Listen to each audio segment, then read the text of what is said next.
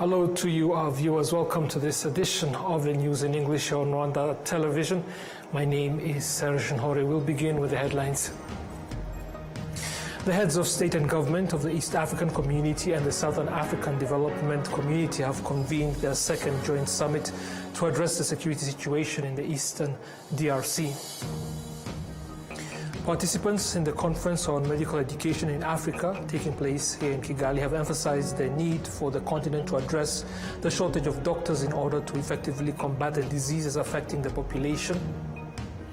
And further afield, international participants at the China Development Forum 2025 have been highlighting that the country's ongoing commitment to fostering high-quality economic development will inject more impetus and certainty into the global economy.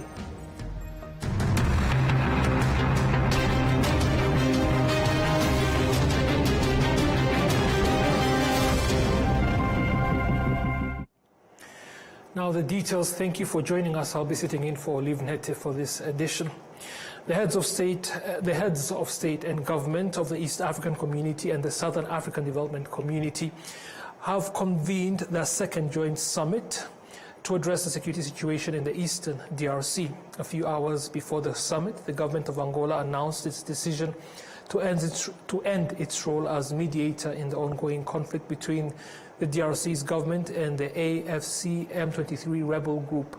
Angola cited the need to focus more comprehensively on the general priorities established by the African Union as it currently holds the AU chairmanship. These priorities include peace and security across the continent, infrastructure development, the African Continental Free Trade Area, the fight against epidemics, endemics and pandemics, as well as economic and social development. Additionally, Angola emphasized its commitment to justice for Africans and the people of African descent through reparations. Now to matters back here at home. Service sector workers, that is, acknowledged that the Rwandan government's initiatives, including the construction of various service infrastructure, have helped them expand their operations and increase the sector's contribution to the national economy. Last year, the service sector accounted for as much as 48% of the country's gross domestic product. Deborah Ishimwe and Aaron Mulisa are young professionals in the tourism sector. They confirm that the industry is growing daily, creating many job opportunities.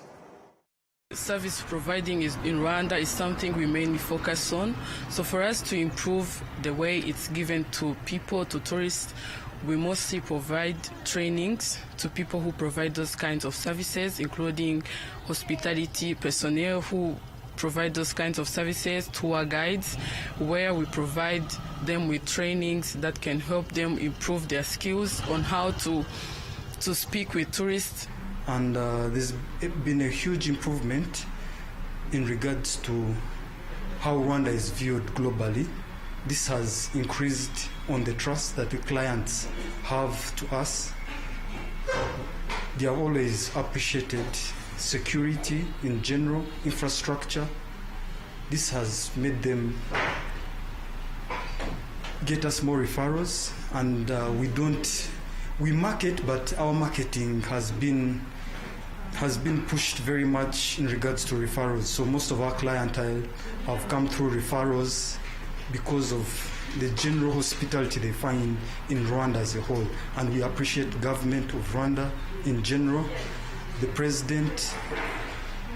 When people hear about the negative news that is being spoken about Rwanda and they come physically to see what's on the ground, it's a different picture at a different level. So we really appreciate the government for making the services to this clientele.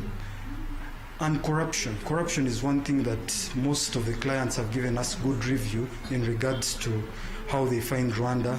The services are seamless services, from when a client would want to check for which travel agency would they want to use for their stay in Rwanda. Very few cases are normally heard of clients hearing that they have been duped, so there's that integrity within the hospitality space and the tourism association as a whole. So we don't take this for granted because this comes from above. So corruption levels are from above mid-level have been stricken to a zero, I can say. So people have that trust to come to Rwanda and see and even offer, because our industry is an industry based on trust. So a client can send you money 6 months, 1 year before they come to the country. So that trust that a client will be able to make all bookings for the client, from airport pickup services, hotel accommodation. So as Kigali Atlantis Tours, all our clients have been able to come through, and we have booked them in their hotels. Everything has always been punctual and on time. No one has ever complained of our service being at a low. And this is not for Kigali Atlantis Tours. Even other people in the tourism space have kept the integrity bit and ethics. So I don't take it for granted, but it's a culture that they have built within everyone as a whole, all Rwandese, to have that trust to keep their word. So I really appreciate the government, His Excellency Paul Kagame, and the entire leadership, RDB. They are really pushing and have given also us the opportunity as youth to push and look for more opportunities.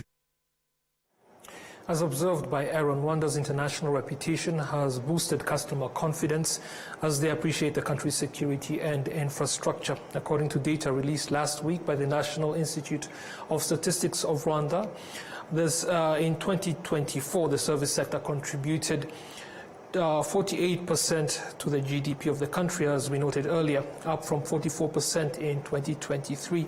Last year, the agricultural sector contributed 25%, while the industrial sector accounted for 21%. Now, as we noted in the headlines, participants in the Conference on Medical Education in Africa have emphasized the need for the continent to address the shortage of doctors in order to effectively combat diseases affecting the population. The conference was organized by the University of Global Health Equity in collaboration with Rwanda's Ministry of Health. It has brought together medical educators from various countries and focused on innovations in medical education. Rwanda's Minister of Health, Dr. Sabin Nsanzimana, acknowledged the progress made in improving medical education, but urged students to focus on the most pressing healthcare needs. Last week I went to Northern Province for an outreach program, and we visited a hospital called Ngarama Hospital. Sorry, Gatonde, next to Ngarama. They are close to each other. We spoke to the community, asked, what are the main reason you came here? There were so many that came for military medical outreach programs that we're conducting together. And they said, actually more than half, they were there for dental problems, for oral diseases. Then we discussed with the people at the University of Rwanda and other faculty who attended the same event. Do we have the same design of our education program addressed to the needs in the community? The answer was no. We don't have a focus on dental or oral disease program or tracks of education. Yet this is the main problem we have in the community. Actually, it's very rare to have a dentist or a dental therapist in our hospitals and our health facilities. On the other side, you have maybe faculties more into, I'll use other examples without any target, maybe political science, history, gender, rural management, or water. These are important, but these communities need dental care, prevention of dental problems, dental care, than other priorities that we are putting forward, maybe because it's easy to teach, maybe because it's convenient for the universities, for academia to establish, it's faster. So if we have to solve the problems in the community, let's start with the community and ask what are the issues we have, how we go back and design solutions. In medical education, it's even urgent. If you had more road accidents and you don't have importance in training of neurosurgery in surgical fields, you're not addressing the problems. If you have maternal problems, maternal mortality, C-section challenges, you're not training that, you're not addressing the real problems. So before we create new faculty or fellowships or residence programs, let's go back and say, what are the most important, the most needed fields of this area that we're going to address in education, in research? Then we'll help implementation to happen. Dr. Paula Basinga, the director of the Gates Foundation in Africa and a Rwandan health expert, highlighted on the role of technology in advancing healthcare services. Today, a surgeon who is based in Johannesburg can actually operate a woman who's located 2,000 miles away with robotics, trying to really, mimic precisely the movement of his highly trained fingers. Today, a consulting dermatologist can actually view not only a digital picture, but also you can actually send to the dermatologist a 3D view of a dermatologic lesion, and then they will sitting in one capital city, actually provide a lot of information to the patient who's actually seeing the provider who's actually seeing the patient. Just as that dermatologist and surgeon can use new visualization and robotic to serve patients, new simulation actually can transform how we teach students. Indeed, tomorrow's student can practice any scenario, any eventuality before they even meet a patient. This conference comes at a time when sub-Saharan Africa accounts for as much as 25% of the world's disease burden, but only 3% of the world's doctors. Projections indicate that by 2030, Africa will need an additional 6 million doctors to meet the demand on the ground. Now, commuters here in Kigali City have been noting that expanding the roads and their intersections could solve the problem of traffic congestion, which causes delays, especially when people go to and from work. This comes as the Ministry of Infrastructure has launched 2 projects aimed at improving transportation in the city. We have the details with Enola Gladys Benimana. Road users in various parts of Kigali express challenges in reaching to their workplace, particularly in the early morning hours, and then struggle to return home in the evening due to traffic congestion on different roads. This problem is expected to be addressed by one of the projects presented by the Ministry of Infrastructure. The project will commence with the implementation of works at the 3 critical intersections Shelando, Gishushu, and Kichukiro-Sonatube. Gihoza Mivugo Francois, the Director of Roads and Bridges Unit at the Rwanda Transport Development Agency, explains the layout of these roads. Kigali Urban Transport Improvement Project, actually it's a project that will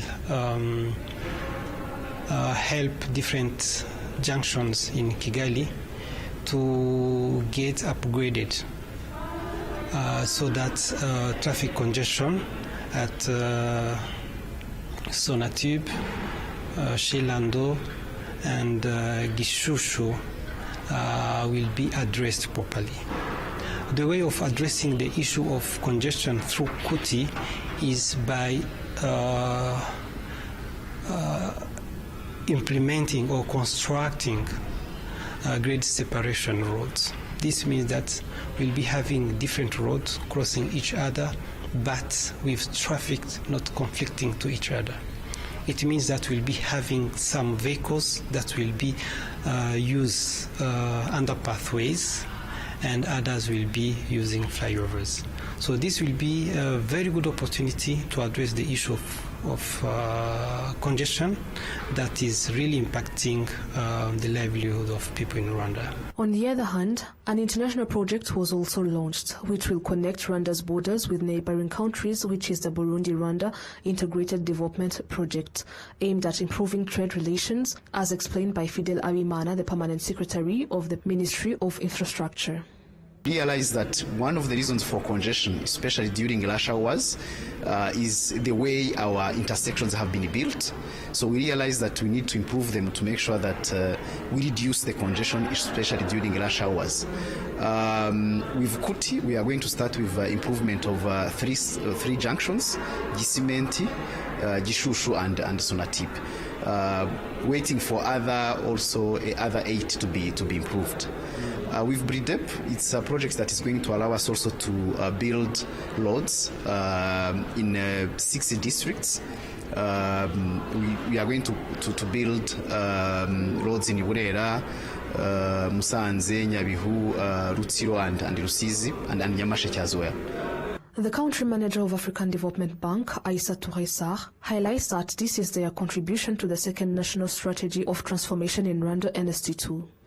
Our contribution to NST2, the first project is the Burundi Kigali Improvement Development Project, which we call BRIDEP, which is a regional integration project which integrates Rwanda to Burundi, Rwanda to Uganda, and Rwanda to DRC.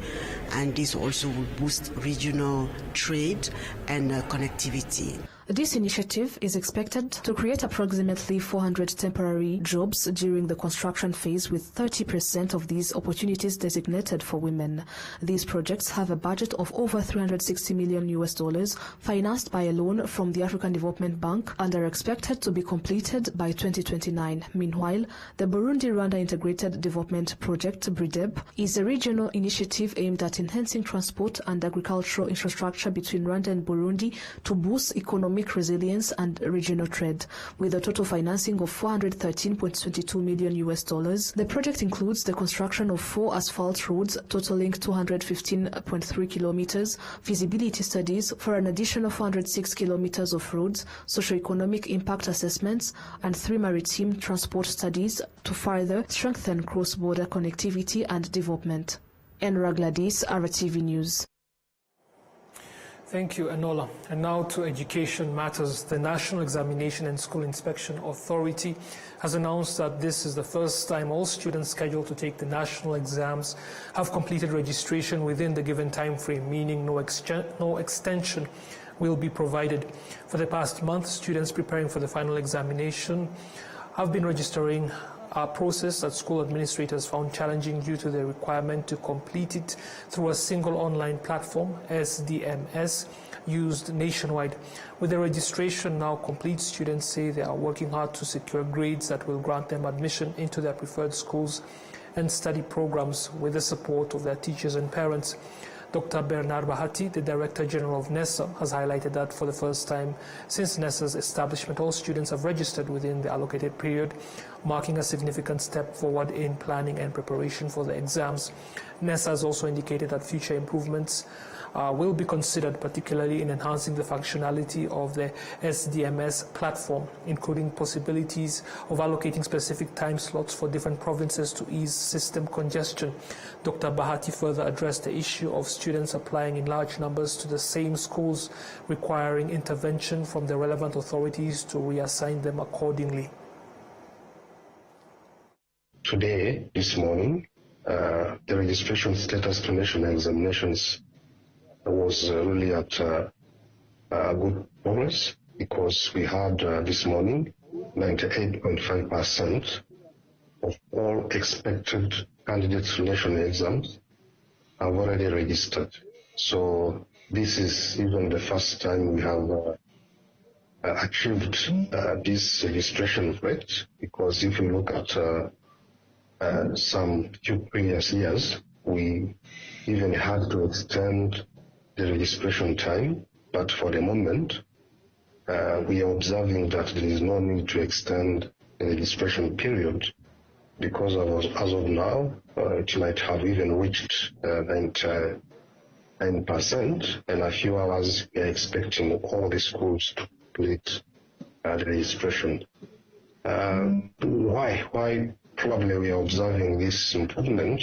It's because since we started this registration to national exams, we kept reminding teachers there were consistent reminders almost every week, reminding head teachers that the registration to national exams is going on, and there will not be extension. We are not going to extend the registration period.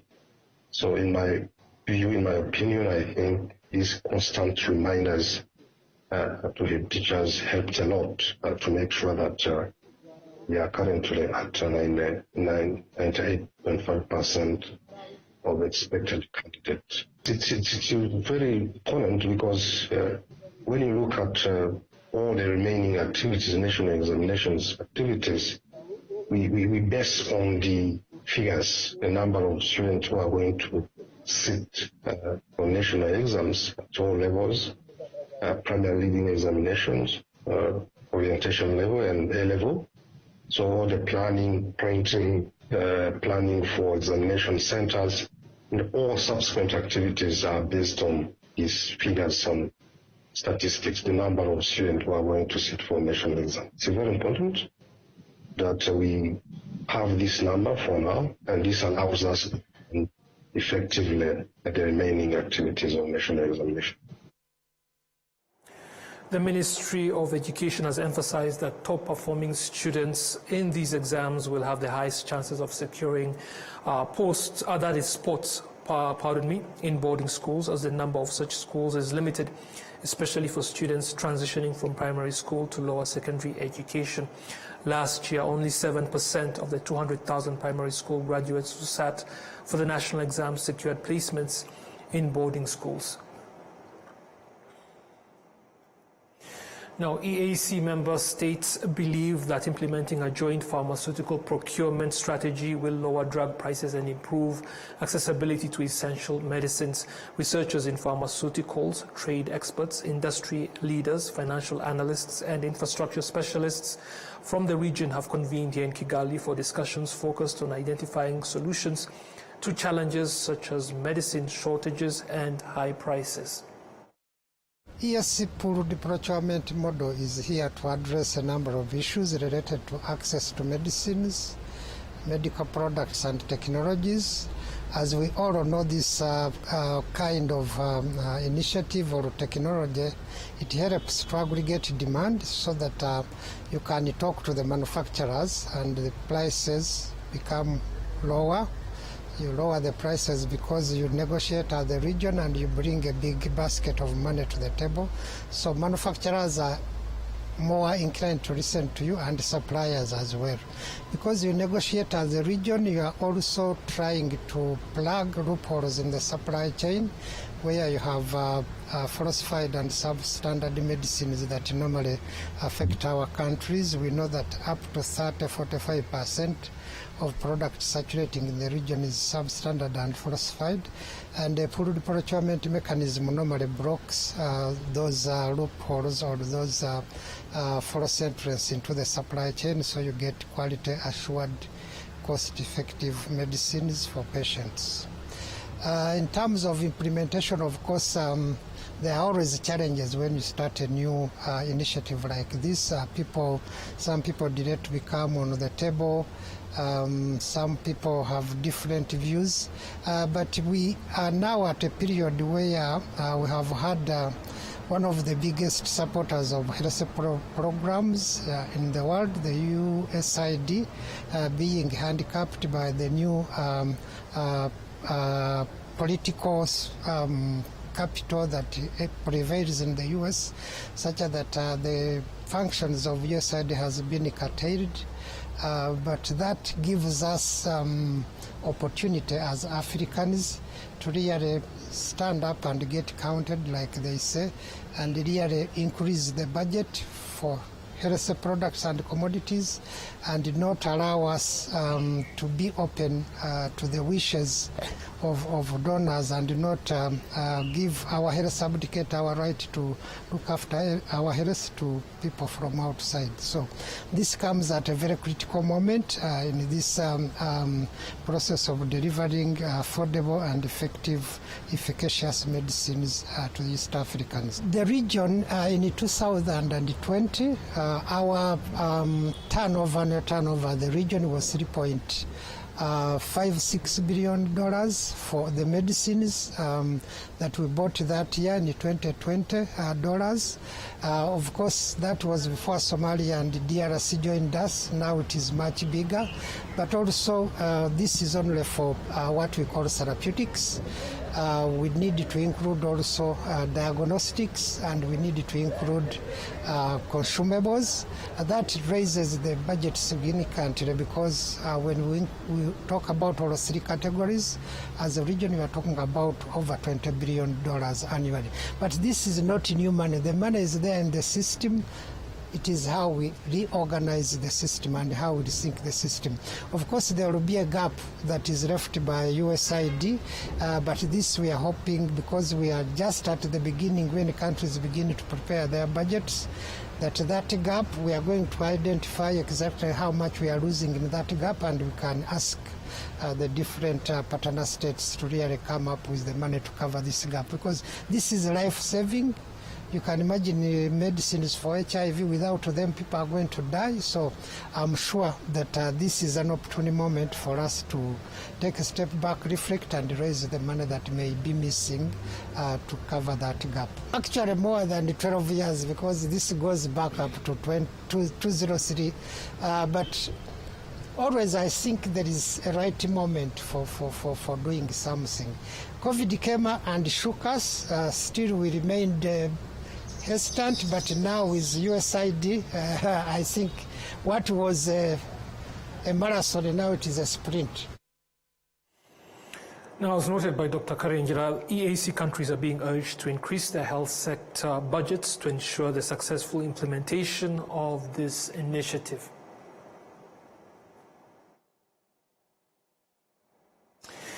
Now, the framework of joint pharmaceutical procurement within the East African community was approved back in 2008 by the Council of Ministers of EAC member states. The decision was based on a 2007 World Health Organization study which highlighted the benefits of pooled procurement for pharmaceutical purchases.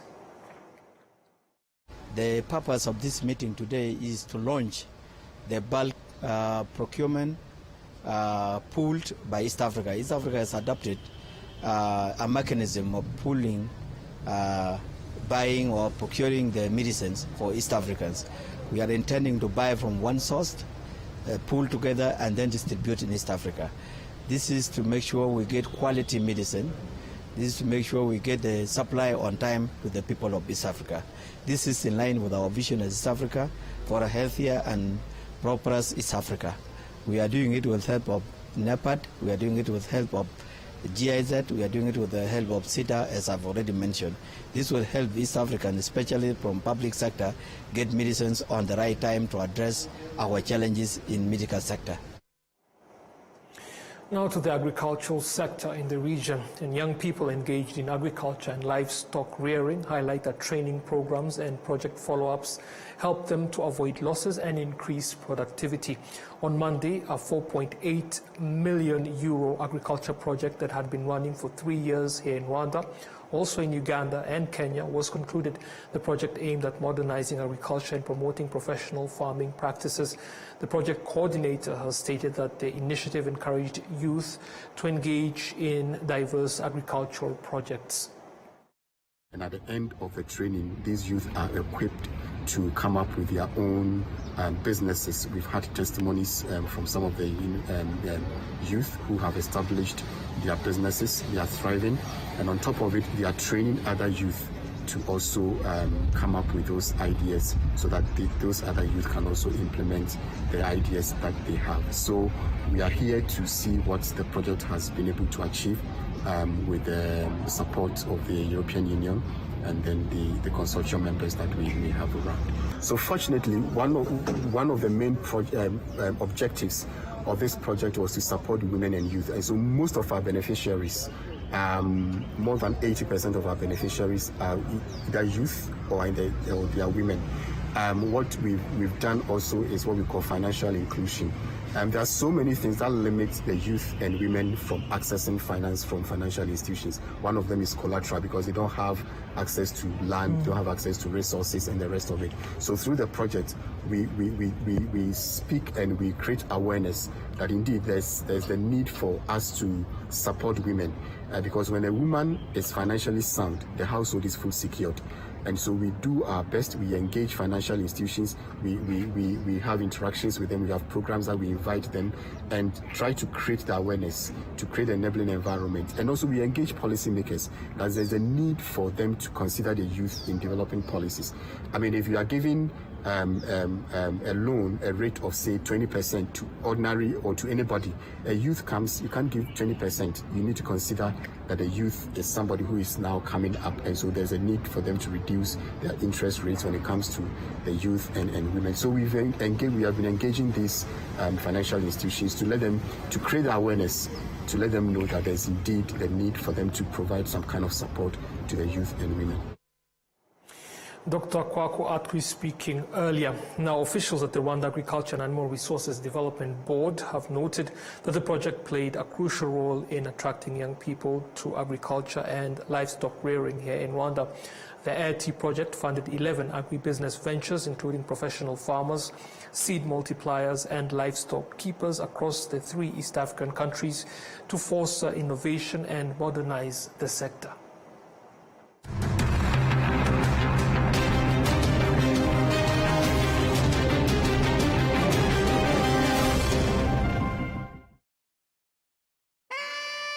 icyo mbaza ni kimwe koko hari umuntu ugihagarara ku nyama muri iki gihe koko buretse nitaba umukiriya kiriya biteze ariko tayi aho kuntoreza imyenda wibereye kuri telefone kweli ariko ni kuwa mbere nawe wagwa wamo uracyari wose icyo nakubwiraga wa muntu niko ye umuntu w'umugabo ku bukwe bwe akambara kositimu itukura iciye n'amaboko noneho none se uyisuza si wombwiye ngo ngwemo se ntabwo ari ibi navugaga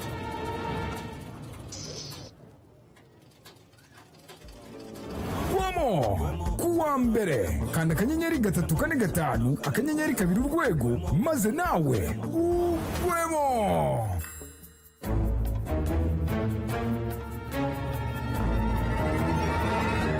Wikwisondeka.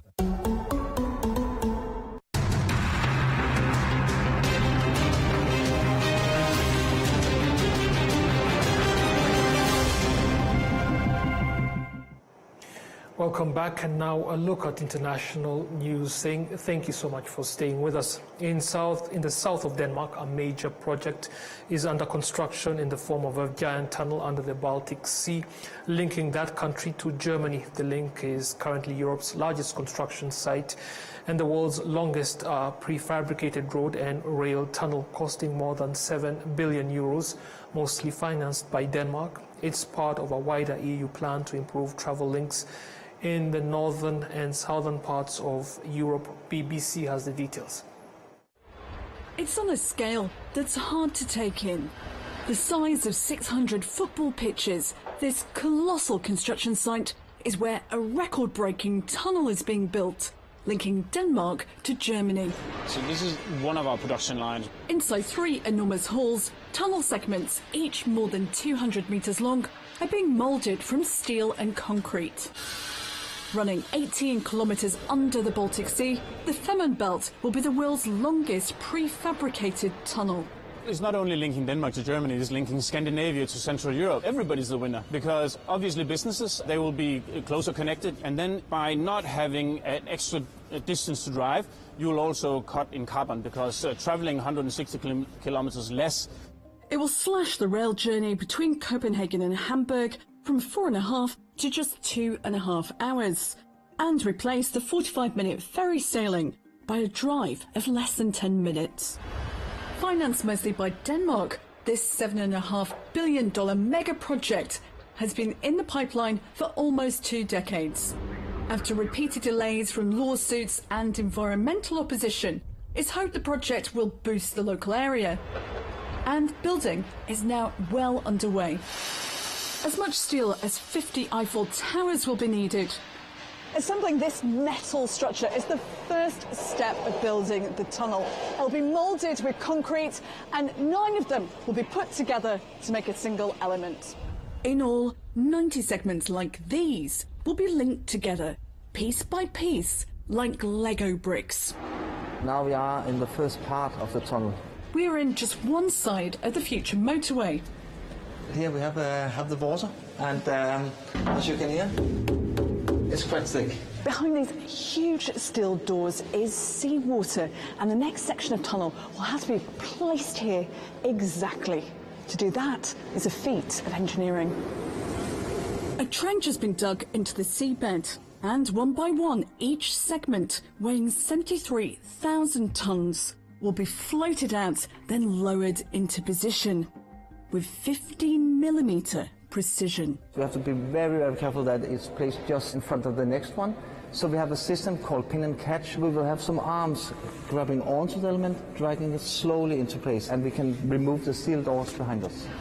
The bedrock is too soft to drill under, but a tunnel was deemed more secure than a bridge. If you have a bridge going north-south, the wind is kind of perpendicular. There was also the risk, or should I say probability, of ships crashing into bridges. You actually have a rather deep water, 30 meters, which means the biggest ships can sail there. Soon, the crucial next segment will be moved into place. And when it opens 5 years from now, Scandinavia will be a little closer to mainland Europe. Adrienne Murray, BBC News, Lowland.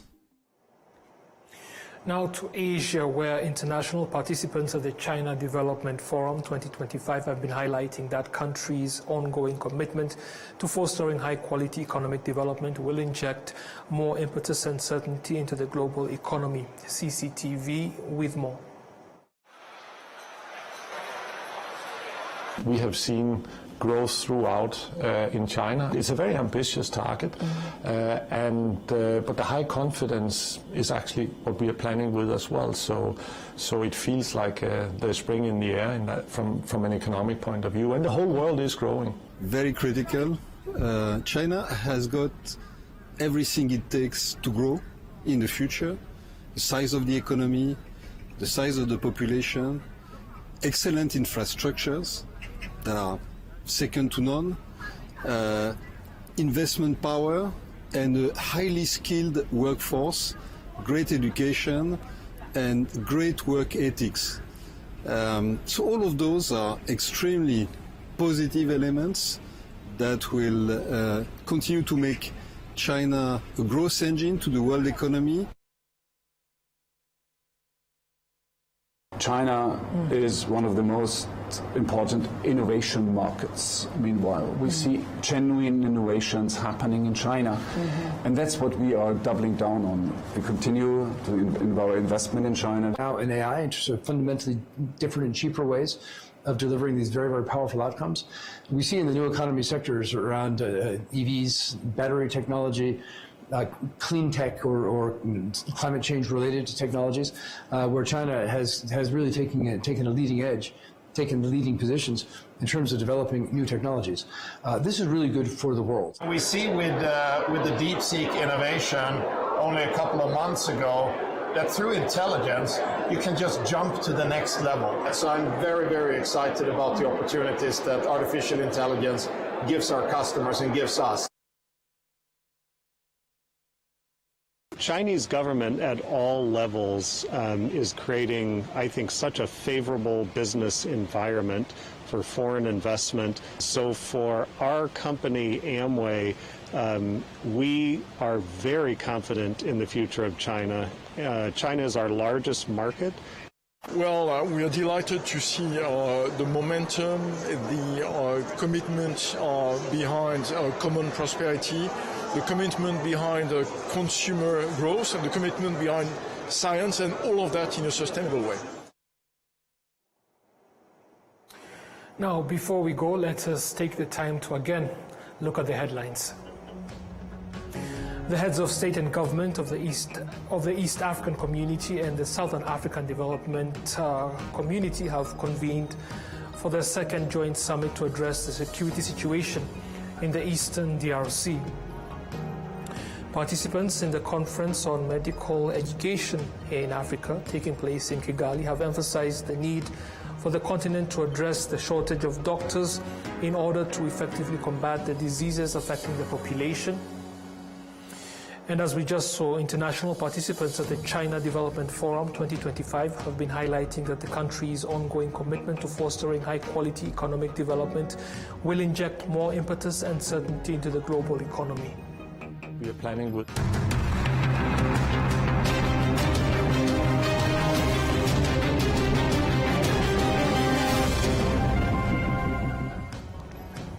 As always, it has been a pleasure. Be sure to join Martina Abera for the next edition of the News on Rwanda Television and stay with us for more programs. Goodbye.